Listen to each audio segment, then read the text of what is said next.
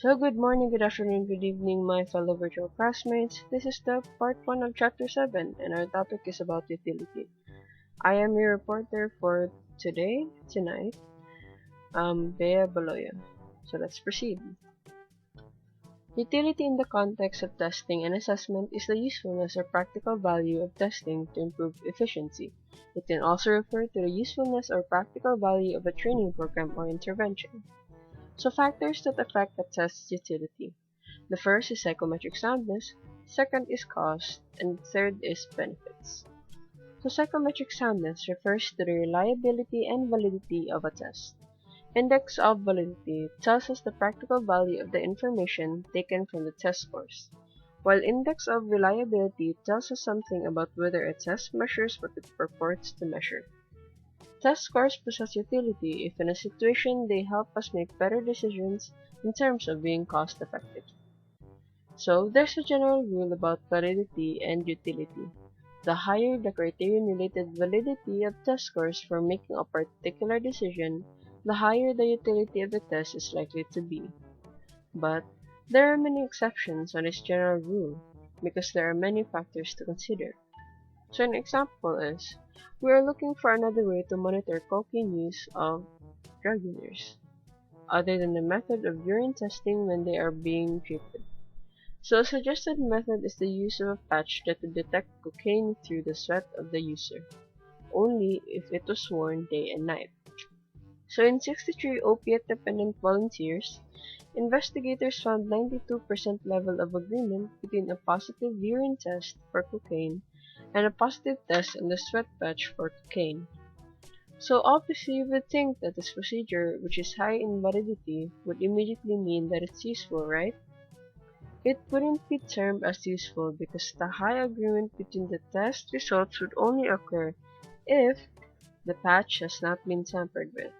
So it would show that it has limited utility because the test takers of the patch could possibly destroy, fold, bend, or tamper with the patch. So cost. Cost refers to the disadvantages, losses, or expenses in both economic and non-economic terms. One of the most basic elements in any utility analysis is the financial cost of the selection device, or training program, or clinical intervention. So, other costs in testing are payment to professional personnel and staff associated with test administration, scoring, and interpretation, facility rental, mortgage, and/or other charges related to the usage of the test facility, insurance, legal, accounting, licensing, and other routine costs of doing business. So it's easier to estimate the cost in terms of economic cost compared to the cost in testing and non-testing. Example, in cost in testing and not testing. Let's say to lessen the cost, we remove the personnel assessment program in an airlines company. It would result in hired personnel who had little to no evaluation, resulting in inadequate performance. So we can easily imagine what the situation would bring: losses in customer revenue, loss of public confidence and safety, and of course you would also imagine that there would be a loss in their ticket sales. So an example for non-economic cost. Let's say an X-ray procedure is used in screening fractured ribs in potential child abuse victims. It's seen that taking 4-view series of X-rays is more significant compared to taking 2-view series. The cost of taking 4-view X-ray series is worth it compared to the cost concerning the risk of not detecting signs of abuse. So the non-economic cost here is the cost of having a potential child abuse victim not getting detected because of only using the 2-view series of X-ray. So it would have been better if the 4-view series of X-ray was used so that the child abuse victim could be detected and the abuse could be stopped. So the benefit refers to whether the benefits of testing justify the cost of administrating, scoring, administering, scoring, and interpreting the test. It refers to profits, gains, or advantages. Some non-economic benefits: an increase in quality of workers' performance, increase in the quantity of workers' performance, decrease in the time needed to train workers, reduction in the number of accidents, reduction in worker turnover. Example of a situation regarding non-economic benefit. A school determined to properly select their students so that when these students graduate with decent or high grades, it would bring a good image to the school about their quality, affordable, and open education. So you would see that some schools actually have entrance exams, and that the purpose for this is so that they can filter their students so that they can only have, or most likely have, students who graduate with high honors, so that their school name has a good image. So always consider that these tests contain large benefits to society, but it can also create potential economic costs when errors are created. So knowing the utility of the test is very important. A psychometrically sound test of practical value is worth paying for, even when the dollar cost is high, if the potential benefits of its use are also high, or if the potential cost of not using it are high. So how do we know if the cost is worth it for the benefits? How do we know the utility of the test?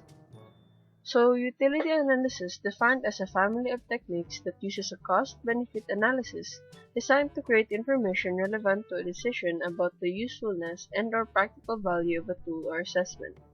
It is an umbrella term covering various possible methods, each utility analysis requiring various kinds of data to be inputted and yielding various kinds of output. So it is used for the purpose of evaluating whether the benefits of a test outweighs the cost. Using utility analysis helps you decide whether one test is preferable to another test for use for a specific purpose. No testing or assessment is preferable to any testing or assessment. One tool of assessment is preferable to another tool of assessment for a specific purpose. The addition of one or more tests to one or more tests that are already in use is preferable for a specific purpose. Basically, utility analysis is an educated guess of which is the best possible course we should take. So, proceeding on the close-up segment. So, Dr. Carlos, a personal director of Federally Express, wanted to add a new test, the Federally Express Road Test, in hiring new employees.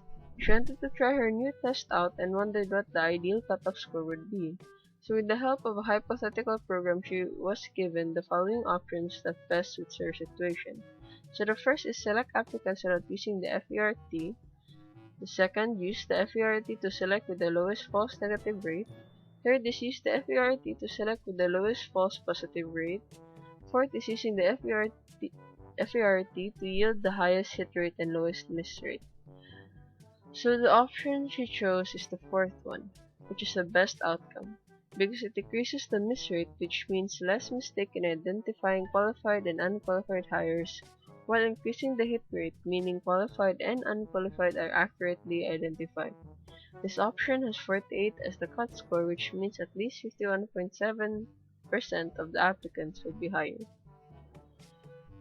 So expectancy data. An expectancy table can provide an indication of the likelihood that a test taker will score within some interval of scores on a criterion measure, an interval that may be categorized as passing, acceptable, or failing. Expectancy table can help give information on what to decide. An example of this, so let's say in a corporate setting, an expectancy table might indicate that the higher a worker score on a test would mean that there is a higher probability that the worker will be judged successfully, meaning the test is working as it should. So, the Taylor-Russell tables, published by H.C. Taylor and J.T. Russell in the Journal of Applied Psychology in 1939. It provides an estimate of the extent to which inclusion of a particular test in the selection system will improve selection. Provide an estimate of the percentage of employees hired by the use of a test who will be successful at their jobs, based on three variables. First, the test's validity. Second is the selection ratio used. and third is the base rate. So the assigned value for the test validity is computed validity coefficient. Selection ratio reflects the relationship between the number of people to be hired and the number of people available to be hired. Base rate refers to the percentage of people hired under the existing system for a job position. Example, if a test is used to select employees in a 0.20 selection ratio and a predictive validity coefficient of 0.55 based on the table on the next slide, the base rate would increase to 0.88. So you'd see I have encircled it if the predictive validity coefficient is 0.55, you would see it in the left, and the selection ratio 0.20 at the top, and when you intersect them both, the 0.88 base rate. So, so as I mentioned, so from our example, this would mean that from a 0.60 or 60% base rate, a selection rate of 0.20 and a predictive validity coefficient of 0.55 will increase the base rate to 0.88 or 88%. So the limitations for the Taylor-Russell table is the relationship between the predictor and the criterion must be linear. The potential difficulty of identifying a criterion score that separates successful from unsuccessful employees. So Naylor-Shine tables. It was published by Naylor and Shine 1965. It provides an indication of the difference in average criterion scores for the selected groups as compared with the original group. So this was also made to overcome the limitations of the Taylor-Russell table. So both the Taylor-Russell table and Naylor-Shine table can help in evaluating the utility of a test. The Taylor-Russell table determines the increase over the current procedures, while Naylor-Shine table determines the increase in average score on some criterion measure. So this is a table about the summaries of the tables that I have mentioned. So you can read it for yourself in my PowerPoint presentation. So Brogden-Cronbach-Blesser formula. It was created by Hubert E. Brogden 1949 and a team of decision theorists Cronbach and Blesser 1965. It is used to calculate the dollar amount of a utility gain resulting from the use of a particular selection instrument under specified conditions. So utility gain refers to an estimate of the benefit, monetary or otherwise, of using a particular test or selection method. So this is the formula. So an example, we'll use the data from the closeup segment. N would be the number of applicants, so 60 applicants per year. T would be, let's say, 1.5 years, so 1.5. So T basically means time.